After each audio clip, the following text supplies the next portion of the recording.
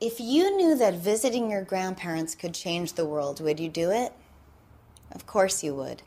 You'd have to be a douche nozzle not to. Hey, it's Sarah.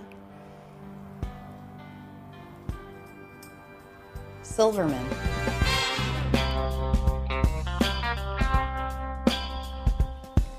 If Barack Obama doesn't become the next president of the United States, I'm gonna blame the Jews. I am. And I know you're saying like, oh my God, Sarah, I can't believe you're saying this. Jews are the most liberal, scrappy, civil rightsy people there are. Yes, that's true. But you're forgetting a whole large group of Jews that are not that way, and they go by several aliases.